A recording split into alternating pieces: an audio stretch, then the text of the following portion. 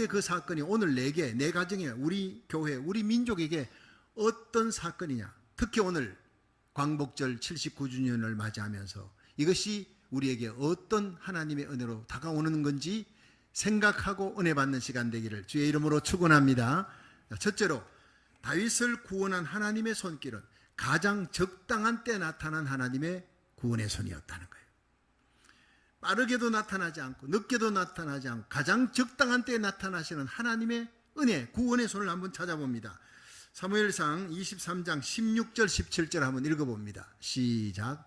사울의 아들 요나단이 일어나 수풀에 들어가서 다윗에게 이르러 그로 하나님을 힘있게 의지하게 하였는데, 곧 요나단이 그에게 이르기를 두려워 말라. 내 부친 사울의 손이 너에게 미치지 못할 것이요 너는 이스라엘 왕이 되고 나는 내 다음이 될 것을 내 부친 사울도 안다 하니라. 아멘.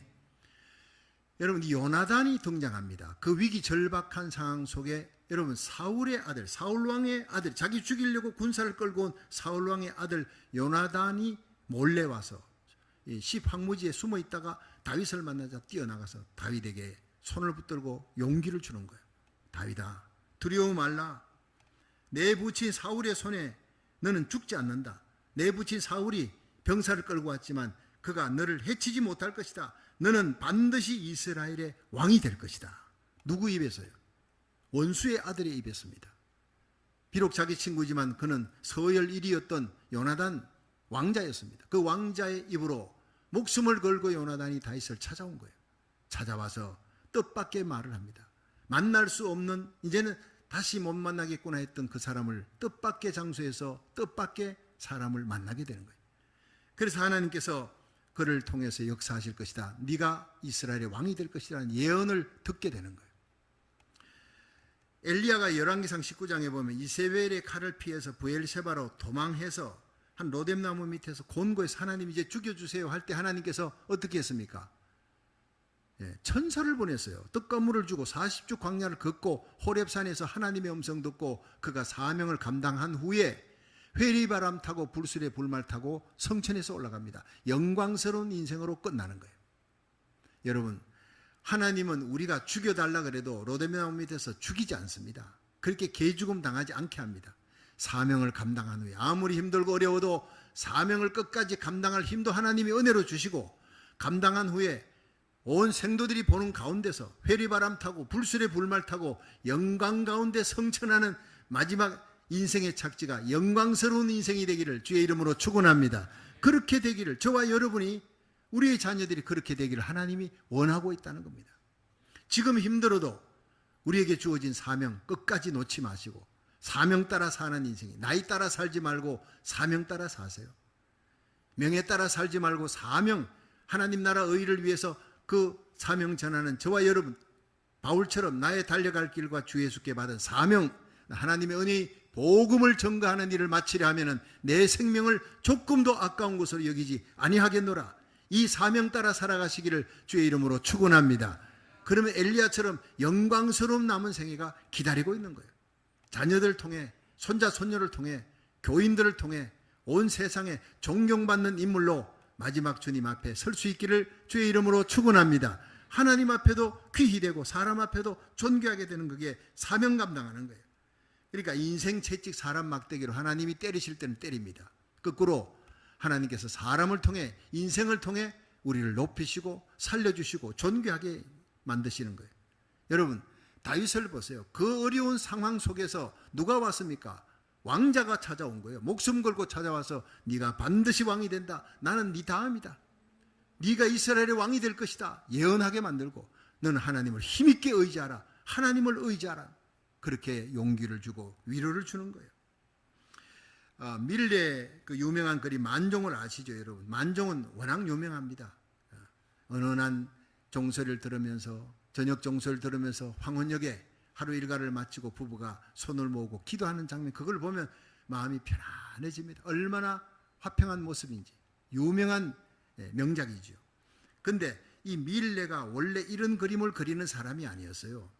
밀레는 원래 누드 같은, 여자들 벗은 몸을 그래가지고 팔아서 먹고 사고 이렇게 하는 거예요.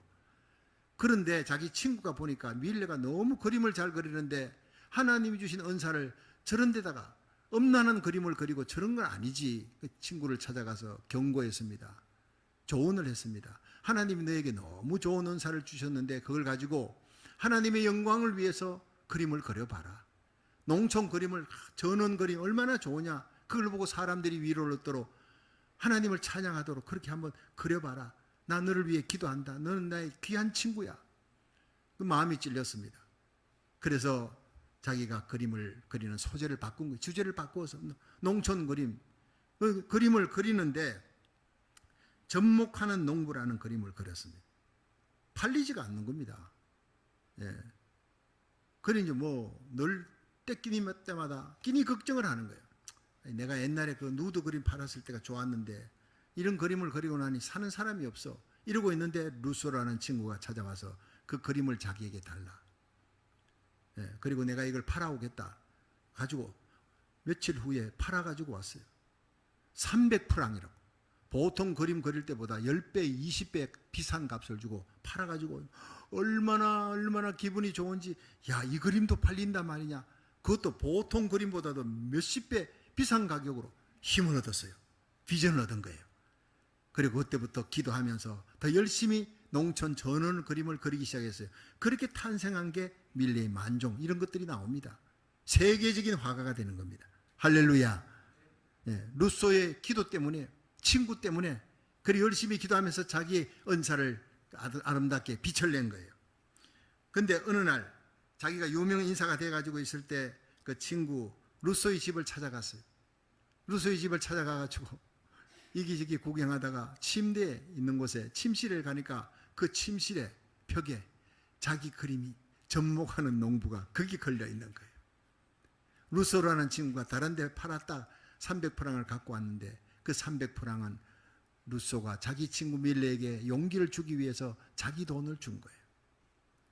그런 음란한 그림 그리지 말고 이 좋은 은사를 가지고 하나님의 영광을 위해 이 시골 풍경을, 전원 풍경을 그려보라고, 용기를 잊지 말라고, 친구의 자존심을 상하게 하지 않고 도움을 주려고 배려했던 그 루소를 생각하면서 그 루소의 침실에서 눈물을 흘렸어요. 너무나 감동했어요. 여러분, 이런 친구가 진짜 친구입니다. 예수님이 요한복음 15장 13절에 사람이 친구를 위해 목숨을 버리면 이에서 더 큰 사랑이 없나니. 여러분, 우리의 가장 친한 친구가 누굽니까? 가장 귀한 친구가 바로 예수님이에요. 네. 하늘 영광의 보좌를 버리시고 천천만만의 천사들이 경배하는 그 영광의 자리를 버리시고 이 땅에 오셨어요. 십자가 지기 위해 발가벗겨 오시고 채찍 맞고 못 박히고 처절하게 지옥의 고통을 맛보며 죽어야 했던 것이 저와 여러분을 살리기 위해, 아무도 요단강 건널 때 나 홀로 있는 그 자리에 함께 할 사람이 없을 때 주님이 내 곁에 서서 저와 여러분의 손을 붙들어 주시는 친구 예수님밖에 없는 줄로 믿으시기 바랍니다. 그분을 의지하십시오. 하나님의 심판대 앞에서도 예수님이 손잡아 주는 인생은 하늘문이 열리고 천국문이 열리는 것입니다. 영원한 생명을 주는 겁니다. 요한복음 5장 24절 시작. 내가 진실로 진실로 너희에게 이르노니 내 말을 듣고 또 나 보내신 이를 믿는 자는 영생을 얻었고 심판에 이르지 아니하나니 사망에서 생명으로 옮겼느니라. 끝까지 예수님 부여잡고 주님과 함께 동행하면 영원한 생명을 얻었습니다. 심판에 이르지 않습니다. 사망에서 생명으로 옮겨지게 된 줄로 믿으시기 바랍니다. 영광스러운 멸류관에서는 하나님의 자녀, 그리스도의 신부, 왕같은 제사장이 되는 줄로 믿으시기 바랍니다. 이런 친구가 세상에 어디 있습니까? 여러분, 이 세상에 우리 인생살이 할 때 가장 공고한 때 다윗에게 요나단이 찾아오듯이 힘을 주는, 용기를 주는 분이 바로 우리 예수님입니다. 우리 인생의 가장 공고한 시기에 우리를 찾아오셔서 살아갈 힘을 주는 거예요. 그래서 다윗은 훗날 고백합니다. 나의 힘이 되신 여호와여, 내가 주를 사랑하나이다. 여호와 나의 산성입니다. 나의 도움입니다. 구원의 뿔입니다. 나의 반석입니다. 나의 피난처입니다. 그렇게 고백하는 저와 여러분이 되기를 주의 이름으로 축원합니다. 두 번째, 다윗을 구한 하나님의 손길이 인간의 힘으로 어찌할 수 없을 때 나타난 구원의 손이었다. 그렇게 고백하는 거예요. 사무엘상 23장 26절 한번 같이 읽어보겠습니다. 시작. 사울이 산 이편으로 가매 다윗과 그의 사람들은 산 저편으로 가며 다윗이 사울을 두려워하여 급히 피하려 하였으니 이는 사울과 그의 사람들이 다윗과 그의 사람들을 애워싸고 잡으려 함이었더라. 아멘. 자, 여기서 다윗이 십 황무지에서 하길라산은 언덕이 30m 높이 언덕이니까 다 보이는 거예요. 빨리 협곡으로 도망가야, 사울 왕의 눈에 안 보이는 곳으로 도망가야 되겠다 해서 마온 황무지로 도망해서 협곡으로 내려갔는데 그 길이 죽는 길이에요. 그 이미 협곡 주위로 사울 왕이 다윗의 일행을 보고 이쪽 저쪽으로 군사를 매복시키고 쫓아보내서 이제 다윗이 협곡으로 내려가니까 이제 사방에 포위가 되어버렸어요. 그 포위망이 좁혀져 들어가니까 26절에 다윗이 사울을 두려워하여 급히 피하려 하였으나, 이 급히라고 하는 말이 하파저라는 거예요. 급에 질려 매우 서두르다. 급에 질려 두려워하면서 매우 급하게 서두르다. 이제는 죽음이 코앞에 다가온 겁니다. 이젠 도간에 던집니다. 살 소망이 끝난 겁니다. 이젠 끝났다는 시간에 내 힘으로는 어찌할 수 없는 불가항력적인 위기를 맞게 됐어요. 바로 그 순간에 하나님의 손이 나타났다는 거예요. 구원의 역사가 그 순간에 다 나타난 거예요. 여러분, 출애굽기 14장에 보면 모세가 이스라엘 백성 데리고 이제 급히 홍해바다 앞으로 갔습니다. 모세가 데려간 거 아니죠. 하나님의 구름 기둥이 앞으로 인도한 겁니다. 그런데 뒤에 애굽의 마병이 그냥 바로왕의 군대가 달려오는 겁니다. 그러니까 이제는 양쪽엔 절벽이고 앞에는 홍해바다고 뒤에는 애굽의 마병이니까 이제 도간에 던집니다. 다 죽었다 싶은 그 순간 이스라엘 백성들은 애굽의 매장지가 없어 우리를 이곳으로 끌고 와서 다 죽이려고 하느냐, 모세를 향해서 마지막 힘을 다해 원망을 하는 거예요. 바로 그런 모습입니다. 그때 하나님의 손이 역사합니다. 모세야, 네 손을 내밀어라. 기도의 손을 내밀어라. 두려워하지 말고 이스라엘 백성처럼 원망하지 말고 손을 내밀어라. 지금 여러분의 삶 속에 어려움 당했습니까? 앞에 홍해바다, 뒤에 마병이고 깎아지른 절벽이 양쪽에 둘러싸여 있습니까? 이제는 끝났다 싶은 그 절망의 때에 기도의 손을 내미시기를 주의 이름으로 축원합니다. 기도가 안 될 때도요, 기도의 손을 내미세요. 저는 오늘 1부, 2부 예배 사이에 구역장, 부구역장 성경 공부하는 그 시간에 제가 얘기를 하면서 그랬습니다. 우리가 아무리 힘들어도 기도해야 됩니다. 좋은 일이 일어날 때 교만하지 않도록 기도해야 되고, 어렵고 낙심될 일이 일어날 때 절망하지 않도록 기도해야 됩니다. 기도가 대답입니다. 우리가 기도하는 흉내만 내도 하나님이 도우십니다.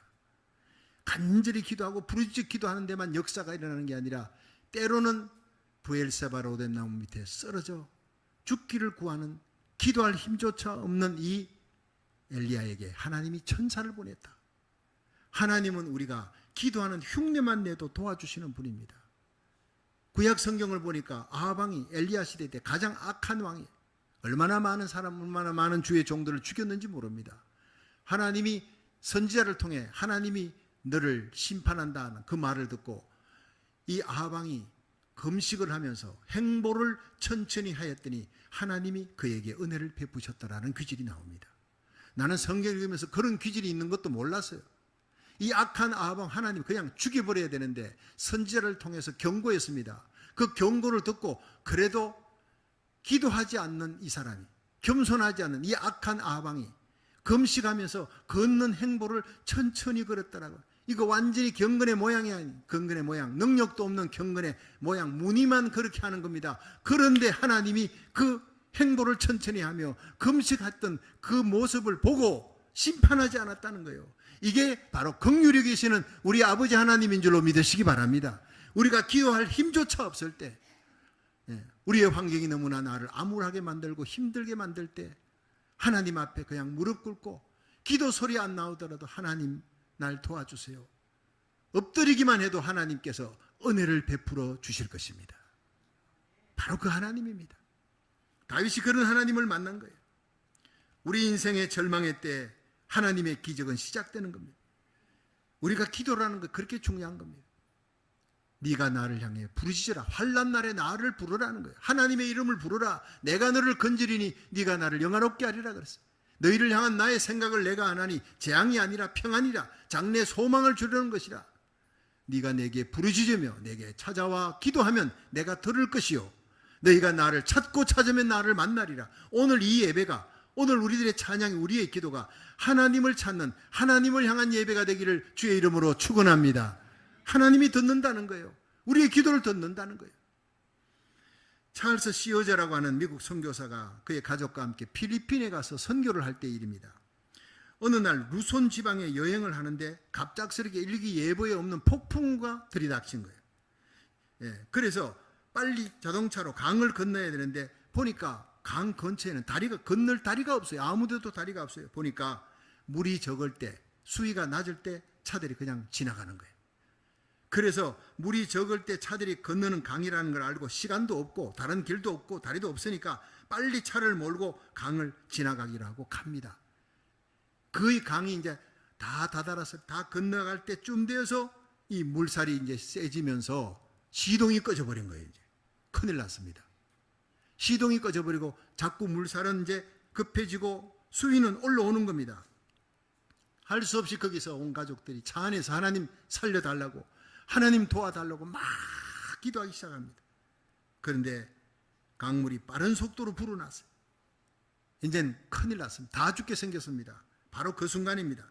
갑자기 강둑에서 누가 소리를 칩니다. 보니까 자동차 한 대, 트럭이 한 대 써가지고 운전사가 내리더니 내가 로프를 던질 테니까 그걸 범퍼에 묶으십시오. 팍 소리 지르니까 선교사가 내려가지고 던져준 그 로프를 갖고 범퍼에 묶었어요. 묶자 순식간에 강물 밖으로 쫙 차가 빨려 올라왔습니다. 선교사 가족들이 얼마나 고마운지, 얼마나 생명의 은인이잖아요. 내려가지고 고맙다고 인사하려고 보니까 벌써 차 타고 가버렸어. 훗날 이 선교사는요, 시어제라는 선교사는 두고 우리가 기도할 때 하나님이 천사를 보내주셨다, 그렇게 고백했습니다. 여러분, 시편 91편에 지존자의 은밀한 곳에 거하는 자는 전능하신 자의 그늘 아래 거하리라. 내가 여호와를 가리켜 그는 나의 피난처요 나의 요새요 내가 의뢰하는 하나님이라 그렇게 고백하리니 이는 저가 너를 새 사냥꾼의 올무에서 건져낼 것이며 극한 연병에서 건져주실 것이라. 저가 그 기수로 너를 덮으시리니 네가 그 날개 아래 피하리로다. 천인이 내 옆에 만인이 내 우편에 엎드러지는 날이 와도 이 재앙이 너에게 가까이 하지 못하리라. 시편 91편 14절은 결정적으로 고백합니다. 네가 날 사랑한 적 내가 너를 건지리라. 네가 내 이름을 안 적 내가 너를 높이리라. 오늘 주님을 사랑하는 마음으로 예배드리면 주님께서 여러분을 극한 환난에서 건져주실 줄로 믿으시기 바랍니다. 존귀하게 세워줄 줄로 믿으시기 바랍니다. 그렇습니다. 환난 날에 나를 부르라. 세상은 날마다 환난과 염려와 걱정이 여러분 강물처럼 쓰나미처럼 몰려옵니다. 환난 날에 그 어려운 고난 속에 나를 부르라. 하나님의 이름을 부르라. 내가 너를 건지리니 네가 나를 영화롭게 하리라. 여호와의 눈은 온 땅을 두루 감찰하사 전심으로 자기를 향하는 자에게 능력을 베풀어 주시느니라. 능력이 하나님의 손에 달려 있습니다. 권능이 하나님의 손에 달려 있습니다. 다윗이 하나님 앞에 부르짖어 기도했을 때 하나님께서 사울의 손에서 건져내셨어요. 기가 막힐 수렁과 웅덩이에서 건져내셨습니다. 내 발을 반석 위에 두시고 내 걸음을 견고케 하시고 새 노래로 하나님을 찬양케 하셨으니 많은 사람이 보고 하나님을 두려워하리로다. 시편 40편은 고백하고 있습니다. 히스기야의 하나님, 죽을 병이 걸려도 하나님께 눈물로 벽을 놓고 기도하니까 하나님이 살려주었습니다. 18만 5천 명의 그 산헤립의 군대, 아수르 군대를 기도하니까 하나님의 종과 함께 벼옷을 입고 통곡하며 기도한 그 다음날 하나님께서 전멸시켜버린 거예요. 벽 하나를 두고 여러분 성벽 저쪽은 다 죽어버리고 적군들은 다 죽었고 이쪽 성벽 안에 있는 이스라엘 백성은 하나도 죽지 않아요. 하나님의 손길입니다. 우리가 기도하면 피난처가 되시고 성벽이 되시고 도와주시는 도움의 손, 하나님의 손을 체험하게 될 줄로 믿으시기 바랍니다. 마지막 세 번째, 다윗을 구한 하나님의 손은 기이한 방법으로 나타난 하나님의 손이었다는 거예요. 우리 사무엘상 23장 27절 한번 같이 읽어봅니다. 시작. 사자가 사울에게 와서 가로되 급히 오소서 블레셋 사람이 땅을 침노하나이다. 아멘. 여러분 이젠 마온 황무지의 협곡 속에 갇혀가지고 다 죽게 생겨서 이제는 포위망에서 벗어날 길이 없어 사울이 창을 던지면 죽습니다. 백성들에게, 그 군사들에게 명하면 꼼짝없이 사로잡히는 그 위기 절박한 순간에 이 블레셋 사람이 쳐들어왔어요. 예. 그 블레셋 사람이 쳐들어왔다는 것을 병사가 사울에게 얘기했습니다. 블레셋이 기브아 도성에 침공했습니다. 백성들이 죽어갑니다. 큰일 났습니다.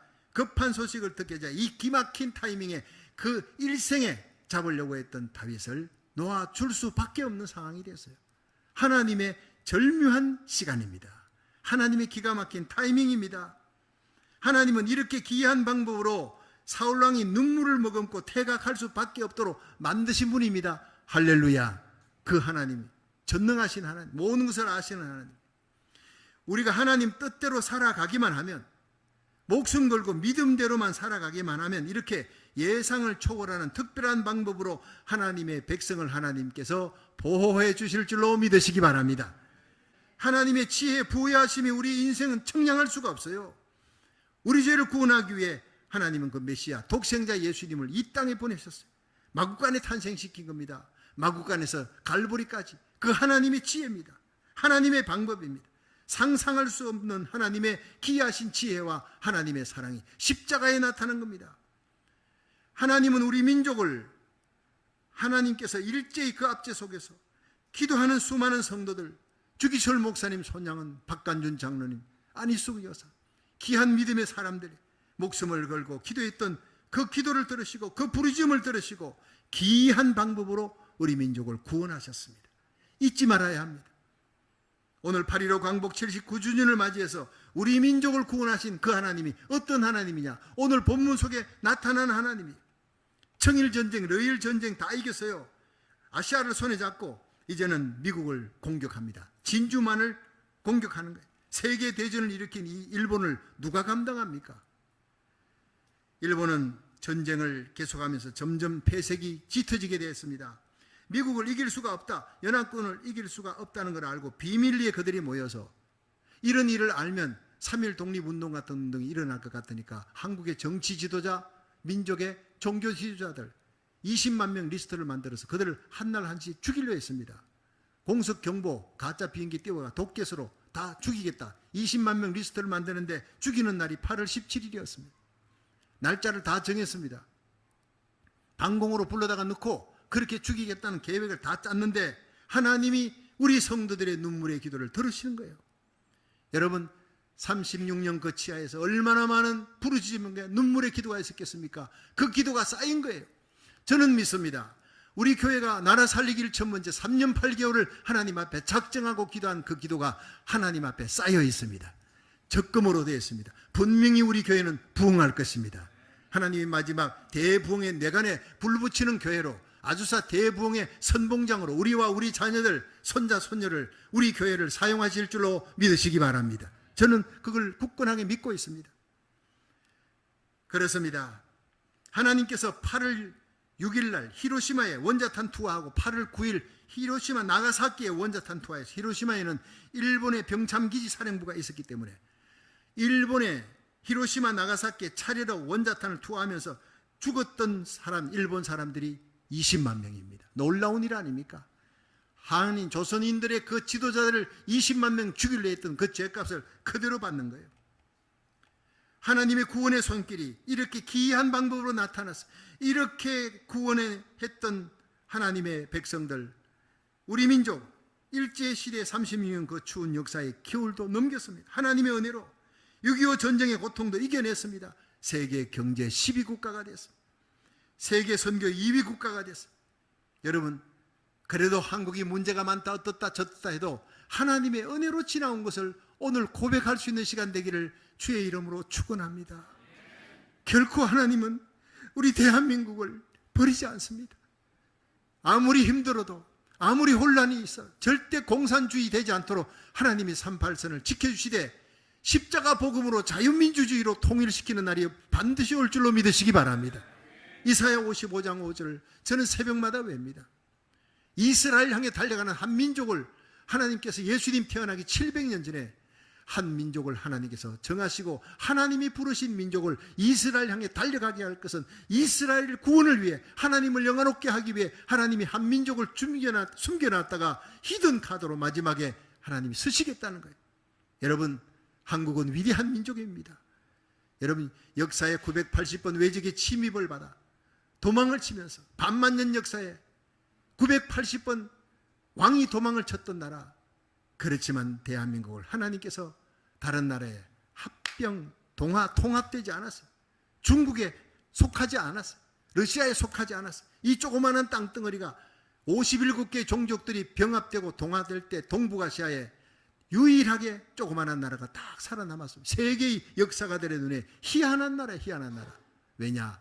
하나님이 마지막 요한계시록 7장에 일어날 대부흥을 위해 쓰실 나라이기 때문입니다.